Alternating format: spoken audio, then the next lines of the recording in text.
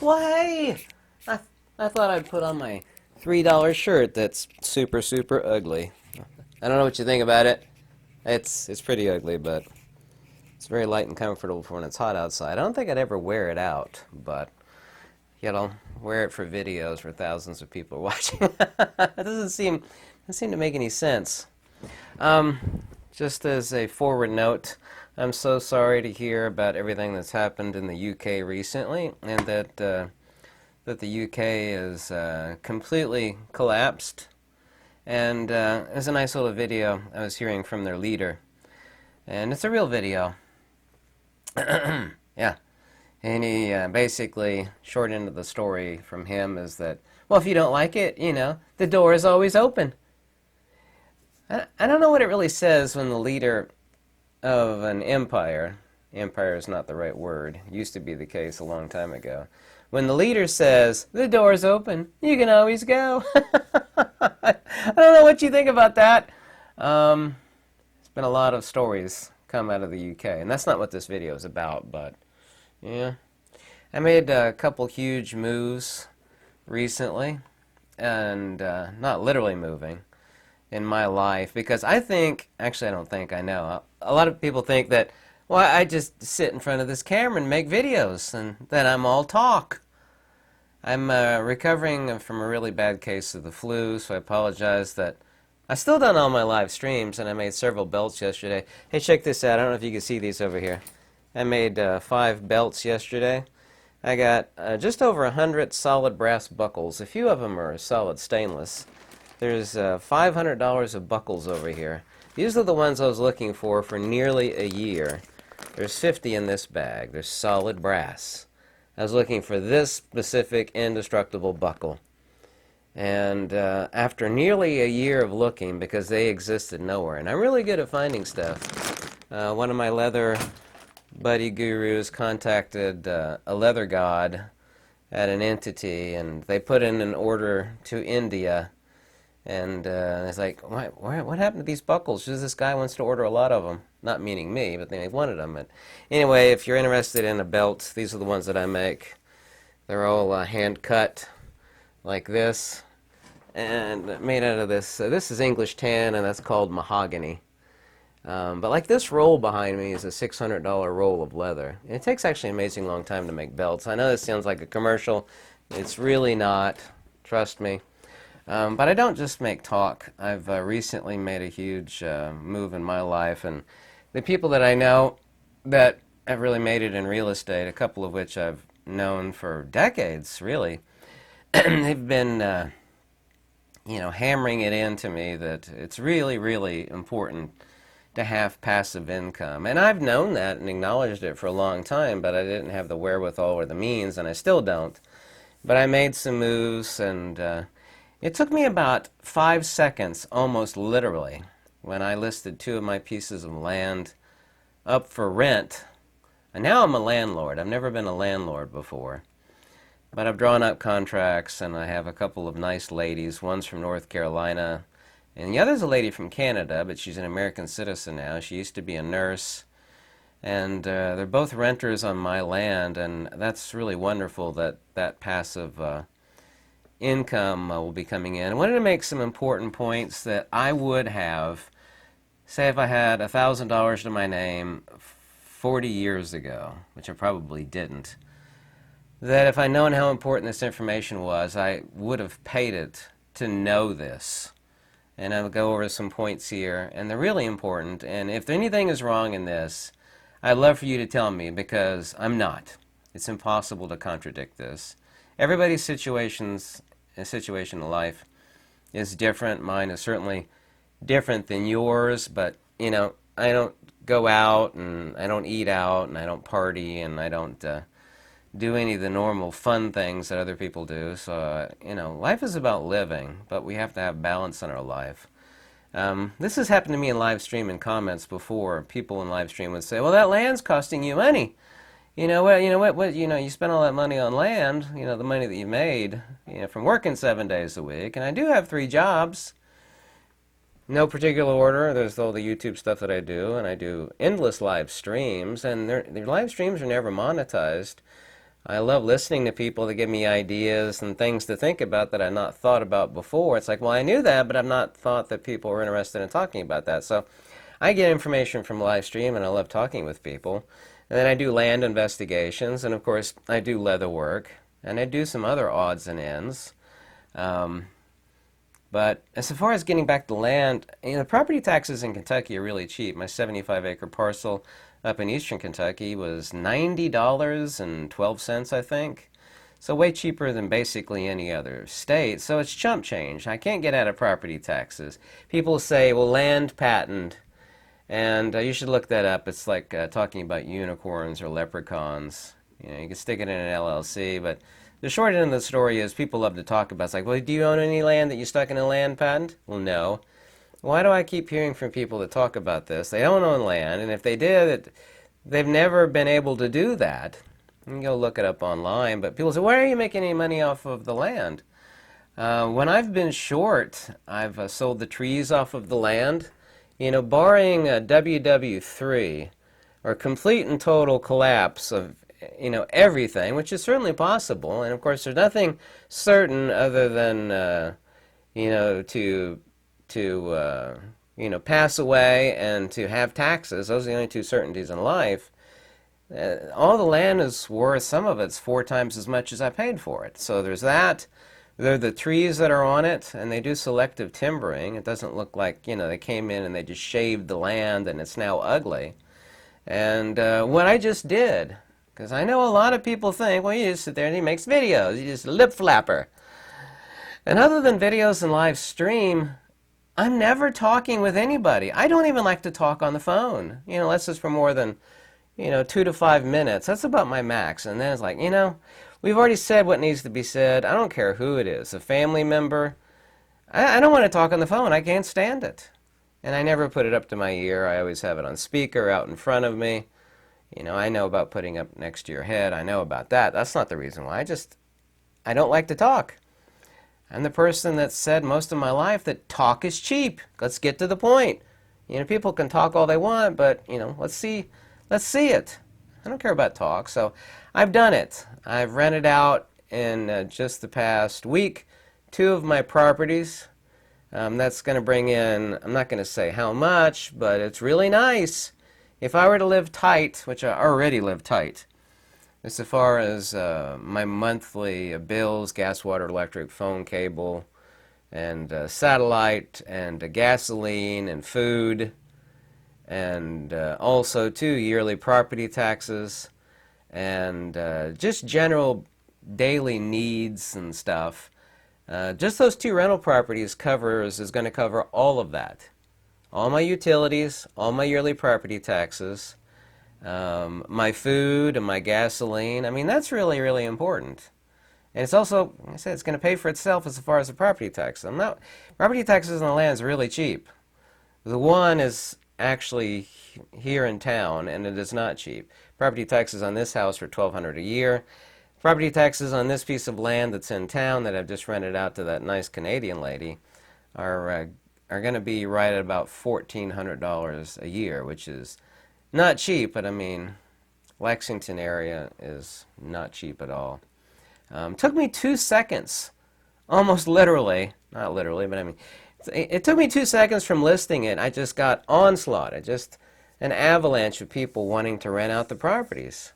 So now I've got that coming in. So believe it or not, I actually do the things that I talk about. And I really have to emphasize that because over the decade I've gotten slightly ill with people. Oh, you just talk. I don't really believe you're doing any of that stuff. Yeah. Here's something I wish somebody would have told me when I was younger, because like everybody else, well, I'm going to grow up, I'm going to learn stuff and get a job. You're going to go to college, you're going to get a job. And I think everybody, almost everybody, is under that delusion. I wished I could go back in time. And this is so important. You can never, ever get ahead. I mean, like 1 person in a million, where they rise the corporate ladder and then become vice president or CEO. Okay, it's super. It's like winning the lottery. It's like it does happen, but you got about the same chances of winning the lottery. You can never, ever get ahead working for somebody. It's just like the lottery. Possible, but essentially impossible. And go back in time and tell myself that. I mean, if I thought about it, I was too concentrated on the deep secrets of the universe and countless other things, even at an early age, and learning ancient languages. Even at a very early age, I was learning ancient Egyptian hieroglyphics. As a preteen, I was, believe it or not. You just can't get ahead that way.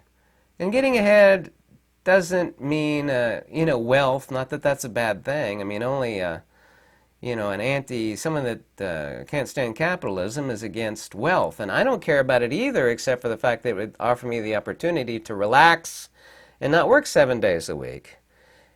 But 2 seconds, now I'm a landlord. It took me 2 seconds to rent out these properties. I listed it, avalanche. I could have had a bidding war. I mean, I listed them too cheap, but I didn't list it at the cutting edge of what I could rent them for, so I could get people that, that have 5 brain cells, and they realize, and they've told me, both of them. Thankfully, they're both women, because I wouldn't want to rent to men. Don't take it personally. I just kind of wouldn't want to rent to men. I would never want a male nurse. Not that there's anything wrong with that, but I also would not want, also wouldn't want male renters. Anybody can be bad. I know I'm generalizing, but they even said, you're giving us a great deal. Thanks for that. So they realize, they have, normal people intellectually that realize, hey, I'm getting a deal, so I'm going to take care of it. Renters could be awful, but there's no structures on the land, by the way. They're renting the land for their own purposes. And there's a great movie, which there's really no good movies anymore. I don't know if you've ever seen it. It's called Ford versus Ferrari. It's about where Ford tries to best a Ferrari in the Le Mans race by building the GT40, I believe it was. I've seen the movie like 2 or 3 times, which is kind of amazing for me.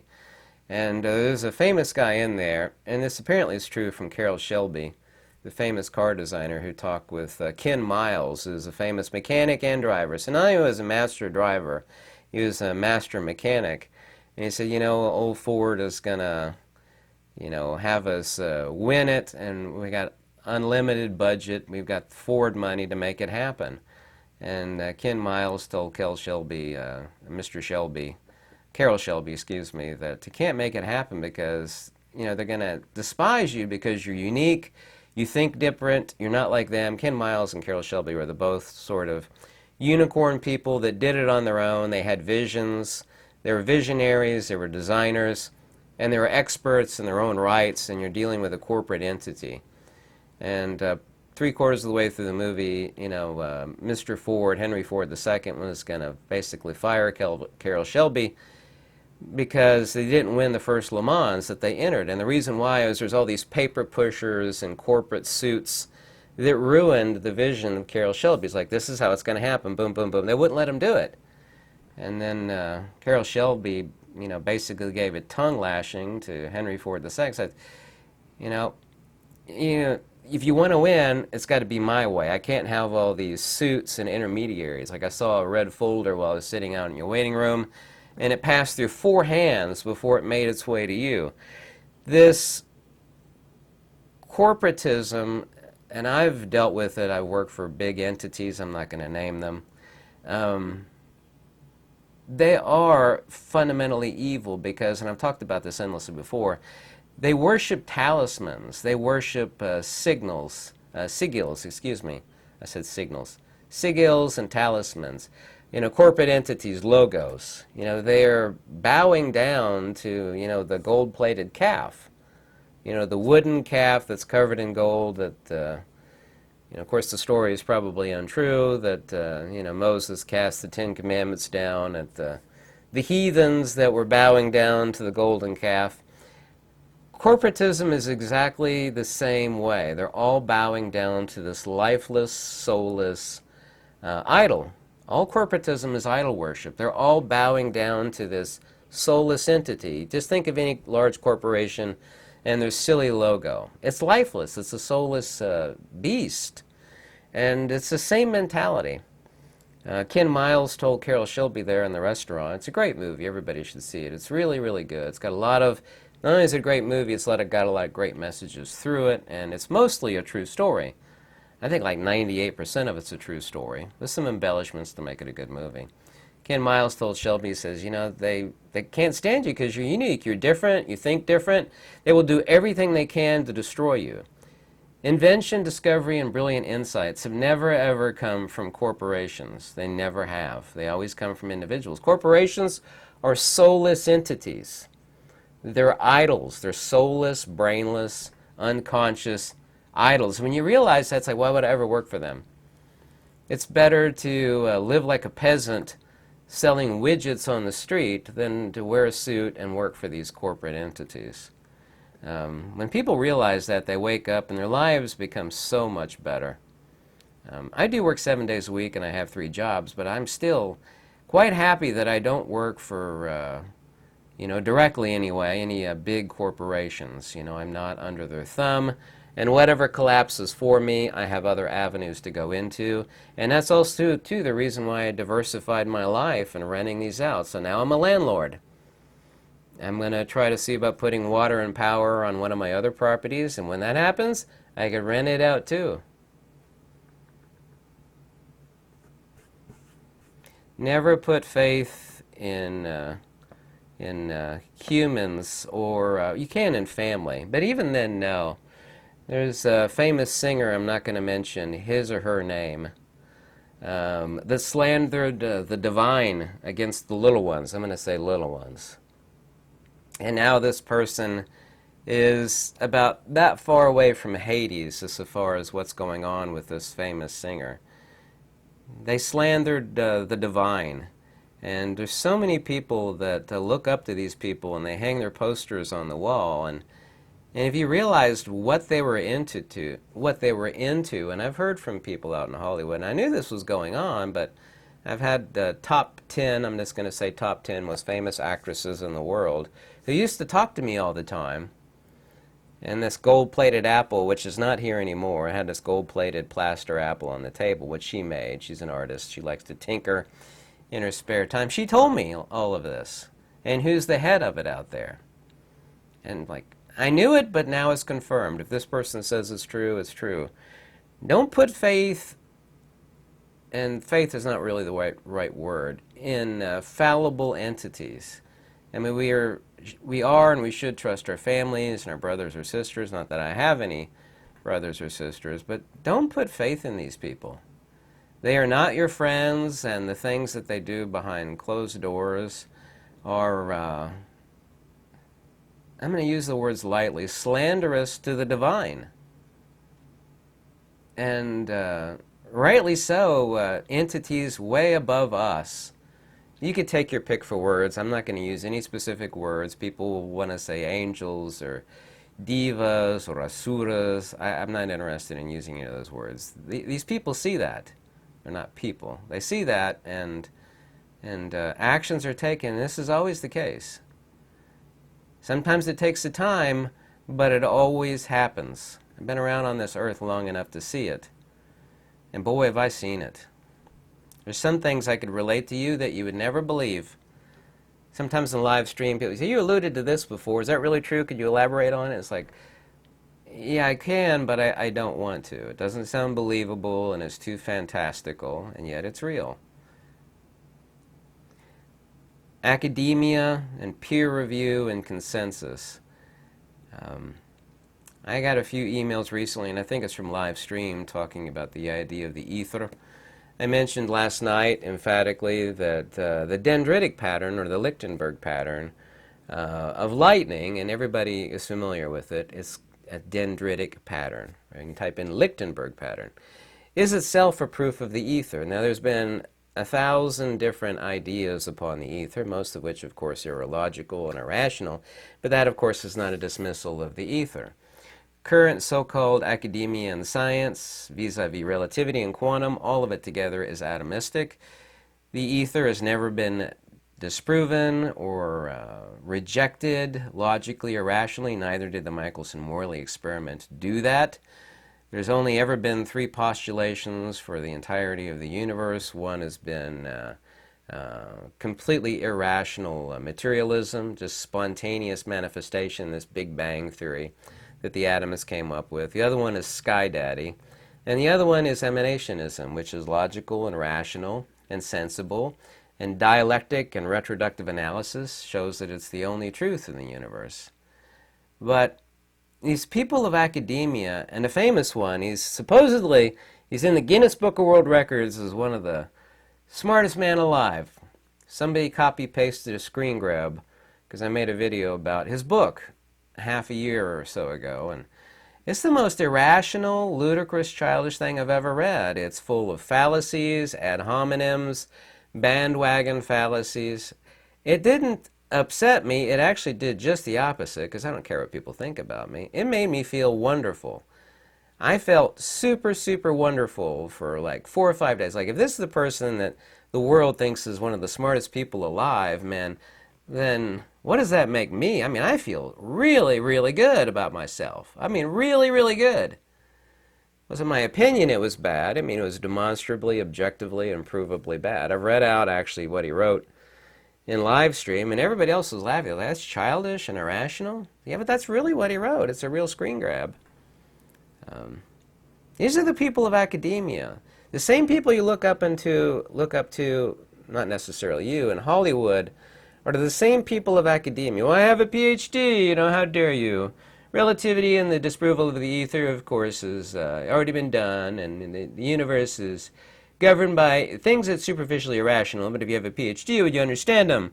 You know, virtual photons and electrons and quantum paradoxes, and it's just absolutely ludicrous. I love debating these people, but they're afraid to debate. What they do is they throw spitballs, from the dark, but they never prove any of the claims that they make.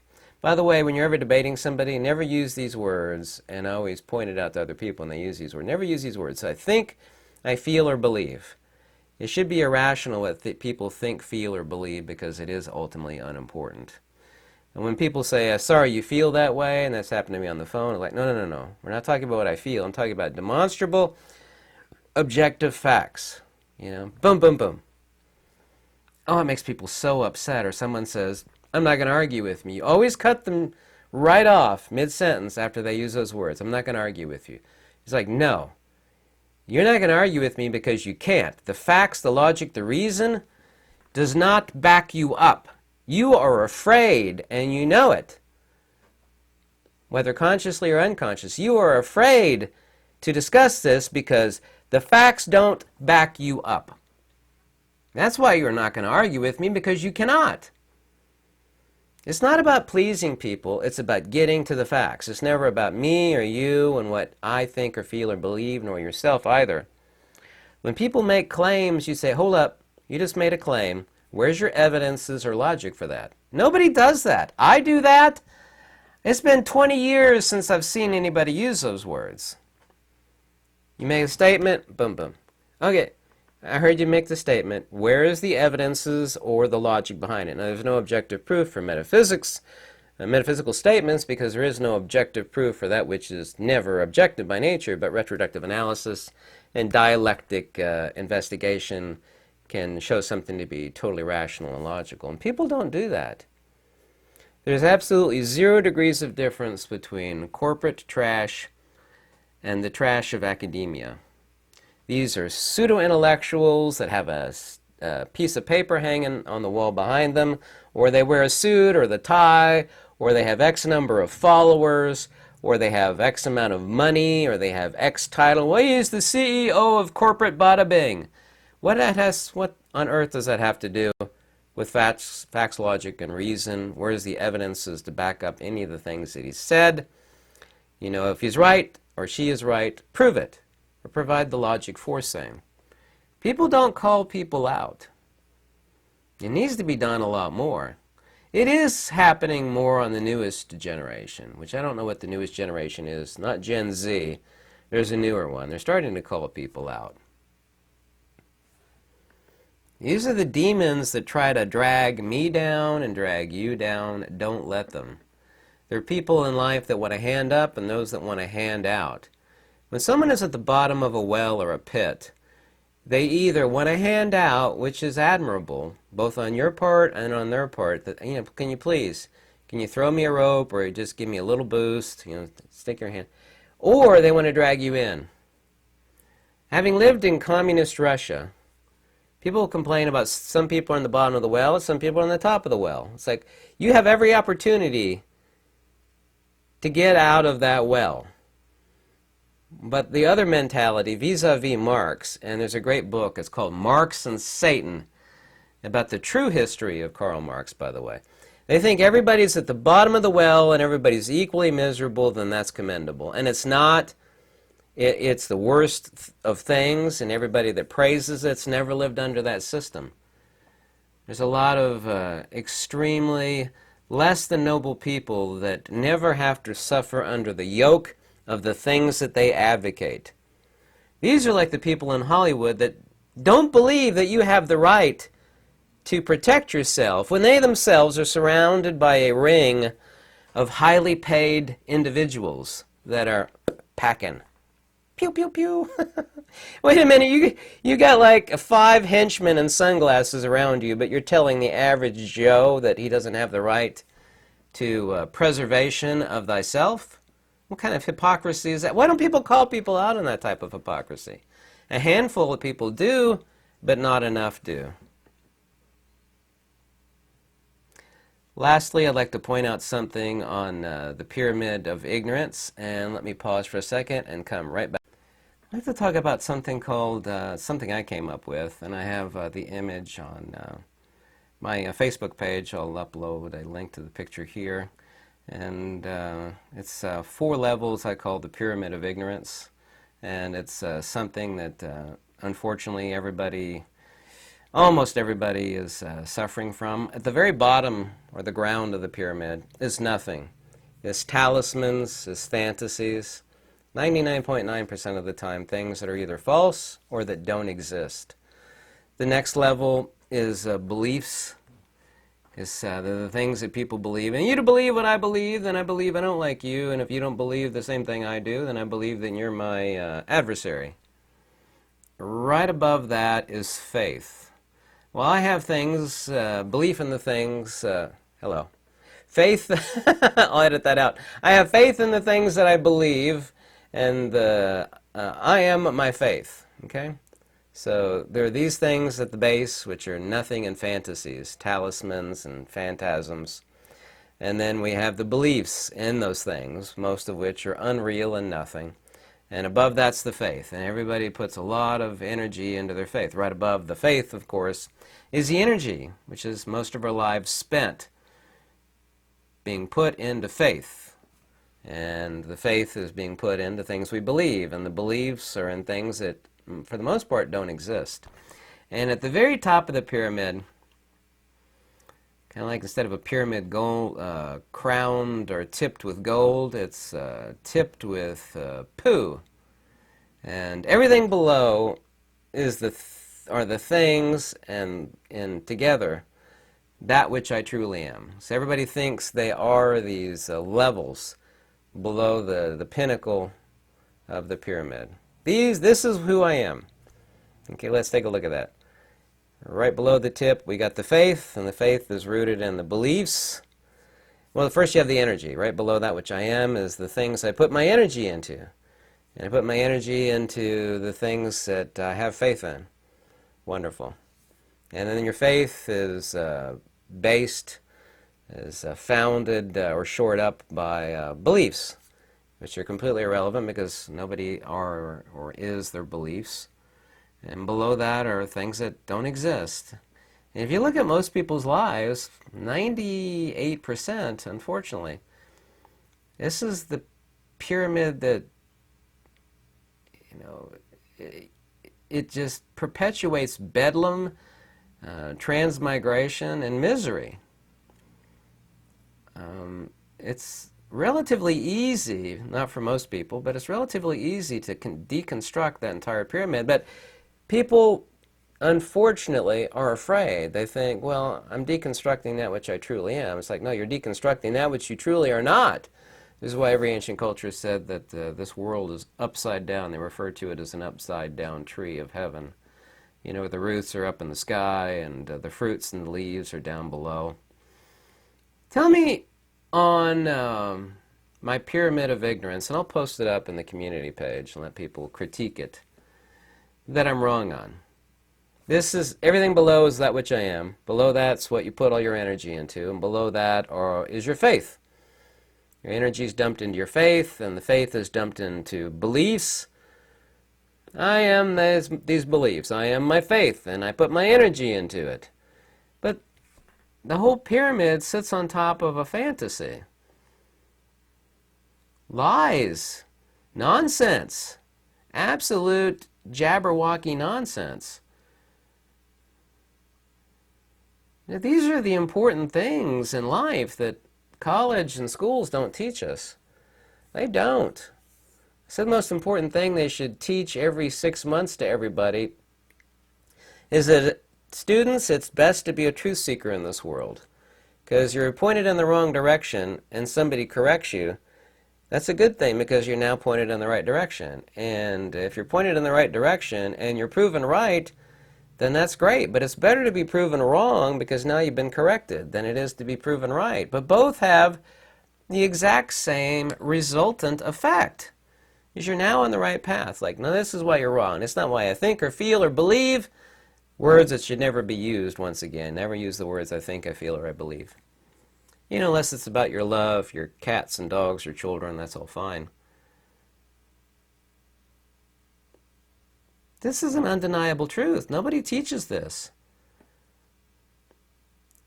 This is the best benefit for any living being on earth, no matter how poor or wealthy you are. To be set upon the right path. You're wrong because facts, logic, evidence, rationality, boom. Oh, I was headed down the wrong path and now I've been corrected. But people have a pyramid of ignorance. Everything is based on their beliefs and their faith and the energy put and dumped in to beliefs and faith, 99.9% of which are wrong and false, illogical, irrational, nonsensical. People refuse to be corrected. I love to be corrected. Like somebody in live streams says, you're wrong. No, no. Well, that's a claim. You're wrong. Great. Now give me the evidences behind it. I have open ears. Prove it to me. You know, you don't have to present objective facts, especially with metaphysics. There are no objective facts. For same. But prove it to me. Give me the rationality behind it. 999 times out of 1,000, I am literally being totally literal. They can't do it. It's like, well, you just made a baseless claim. You know, I'm willing to listen to you, but give me some evidences or logic for what you've said. I don't have any. So what you did is you stated something as factual when it was just like a harebrained idea that you had. No different than any other harebrained. Well, I don't agree with you. You're wrong. Why? Prove it to me. Where's the evidences or logic? Where's the substantiation? Great word nobody uses anymore. Substantiation. I don't have any.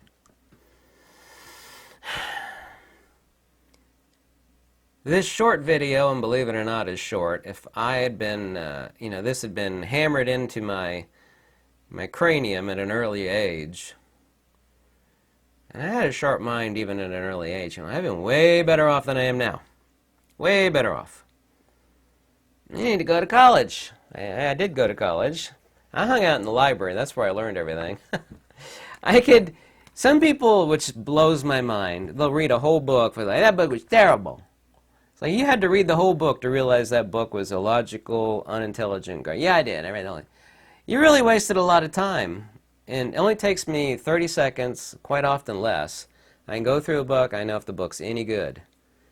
Sentence structure, footnotes, I know very, very quickly. I'm not exaggerating. It takes me 30 seconds. Now, this is not about a fiction book. I don't read fiction. I'm talking about nonfiction materials. 30 seconds or less. That book's no good. Boop, next. That's like a God-level skill that I admit to having. You think I'm bragging, but I'm not. I'm very, very, very appreciative of that skill. Very appreciative. It saves a lot of time. I can go through an entire section in the library, and I mean a large library, in a day. Usually 2 days. I could pull out 30 golden books out of a pile of trash. I really appreciate that skill. I could teach that skill to people too, believe it or not. I've yet to do that in a video, by the way. So, I'll catch you in live stream later this evening. It's always wonderful talking to you. I'm getting over the flu. It's been epic flooding here. This is like the worst flooding in 35 years here. It's been raining for like 4 days nonstop. It's absolutely hideous. My one renter is like, oh my God, it's so muddy. Like, I'm sorry. I don't control the weather. She loves the property that she's renting from me. So I actually do put my money where my mouth is, and I do the things that I actually preach. I'm talking about passive income and renting, and I'm doing that now. I rented 2 of my properties in a span of 48 hours.